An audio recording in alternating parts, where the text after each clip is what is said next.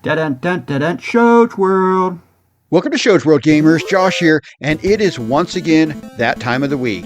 The week is drawing to a close, so I figured let's take a moment. We'll look at a few of this week's biggest news stories. Of course, we'll look at some of gaming's announcements from this last week, and there was a couple of exciting ones this week.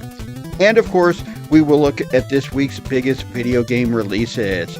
But do me a quick favor, if this is your first time on the channel, go ahead and hit that subscribe button so you can join in on all the fun. Alright gamers, let's kick off this week in review with a few news stories. And we are going to start with the Marvel Wolverine game, which has been in heavy development for, well, some time now. Many are now asking questions about the present state of the game and if it may be in trouble after news broke late this week that creative director on the project, Brian Horton, has, well, apparently left Insomniac quite some time ago, and he is now working at Crystal Dynamics on their current project, which is the new Perfect Dark reboot. Now, some disappointing news, especially to my wife, who has been playing the game daily since it launched back in, I think it was like 2017. Nintendo recently revealed the plan to close down the current app for the Animal Crossing Pocket Camp mobile game, but with the promise of something new. Well, this week we did find out the new version of the Animal Crossing Pocket Camp Complete will be releasing in December at an introductory price of $10, which will raise to $20 early next year. And the good news is that your current character and items will transfer over to the new game. Now, in more Nintendo mobile news, we also got the surprise release of the official Nintendo Music app. The app is loaded with Nintendo music from a bunch of present and past Nintendo video games, and will have even more games added in the future. The app is available now through Google Play and the Apple App Store, and is free to anyone who has an active Nintendo Switch Online membership. Now, a few weeks back, we discussed the, well, disastrous launch of the PlayStation Games as a Service style game, Concord, that is being reported as the biggest flop in gaming history after sales were so poor that Sony actually recalled the game and refunded players, shutting it down less than 3 weeks after launch. Now, with the rumored development costs upwards of over $200 million, we expected a rebranding of the game at some point, but this week it was announced that Sony has completely shut down the developer behind the game, Firewall Studios. Now, I did get a chance to check out the first 3 episodes of the new Like a Dragon Yakuza TV show on Amazon Prime. It is based on the long-running Yakuza game franchise. Now, the show is kind of hard to follow, but overall, I'm enjoying it. Although, I wish they leaned into the silliness of the newer games in the franchise, but this is based on the earlier games that did not have as much goofiness. The final 3 episodes are available now, and I will be watching them over the weekend. I'll let you guys know what I thought about the full series next week. Next up, let's take a look at some huge gaming announcements from this past week. Now, in an absolute huge announcement for fans of the classic RPG series Xenoblade, finally, Xenoblade Chronicles X Definitive Edition was announced for the Nintendo Switch. This is a favorite by many fans of the series, but it has been pretty much just stuck on the Wii U until now. The game will officially release on the current Switch on March 20th of 2025. But the question becomes, will this be a cross-gen release on the Switch 2 also? Now, on the heels of last week's Ys X Nordics release, which we did play that game here on the channel, so you can check out that video. It's a pretty fun game.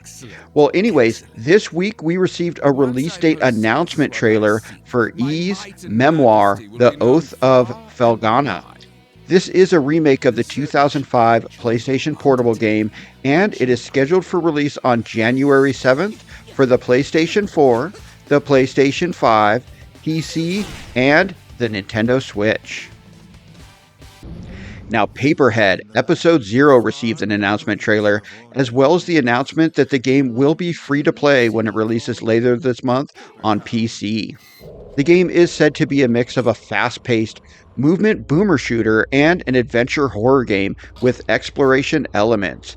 There is no word on a console release yet, but hopefully it's in the works because this looks like it might be a lot of fun. Now, we also received the announcement that new games were available for the Nintendo Switch online service, this time in the Nintendo 64 Mature Library of Games. The two games we received were Turok 2, the sequel to Turok the Dinosaur Hunter that was previously released into the service, as well as Shadow Man, an action platforming game. Now, we did check out both of the games here on the channel, and I will include a link for that video at the end of this one, so definitely check that out. Alright gamers, let's finish up this week in review with a few video game releases. Now, the big release this week was Dragon Age: The Veilguard. It released this week on the PlayStation 5, the PC, and Xbox Series systems. The game is an action role-playing game with an all-new, kind of more hands-on battle system than past games in the series. Reviews have been mostly popular, but some longtime fans of the series are a bit unhappy with the new playstyle. Now, Pharmagia released this week on the Nintendo Switch, the PlayStation 5, as well as on PC. Now, Pharmagia has you commanding an army of monsters in this all-new monster collecting, farming action game featuring characters designed by famed manga artist Hiro Mashima. Also, Redacted released this week on the PlayStation 5, PC, and Xbox Series systems. The game is being called a survival action isometric roguelite style game. Now, as the Black Iron Prison spirals into chaos, you will take control of one of the last guards, and you must fight through monsters, rivals, and reanimated corpses of your fellow guards to escape the penitentiary alive. Now, Astral Fluxed released this week on the Nintendo Switch, as well as PC. The indie game is, well, it's just a lot of fun, with randomly generated levels and some good controls to complement the roguelite action platformer that has you playing as a scrapper traversing a hostile alien planet. Now, I did play a bit of the game here on the channel, and I will link that video at the end of this one. I highly suggest checking this game out. This is a fun indie game. Now, also releasing this week was the Pokemon trading card game. It released this week on mobile devices, so both iOS and the Google Play Store has where you can download the game. The app is free to download, and it allows you to open up 2 packs of trading cards a day without any charge. Now, the app also allows you to collect cards with added effects and even play the card game. Now, there is a real-world money transactions available in the game as a way to buy additional packs. Alright gamers, that concludes this week in review for the week ending on November 1st. The week started with Call of Duty Black Ops 6 releasing as the first Call of Duty game to release under the Microsoft umbrella and as a day one release on Game Pass, and I'm having a lot of fun with it so far. Then Nintendo continued Nintendoing, surprising everybody with a new app allowing you to listen to Nintendo music. And the week ended with Halloween ringing in, my favorite time of the year, as we have entered the holiday season. But let me know anything we may have missed in the comments, and thanks for joining us today, gamers. Shoach World, out.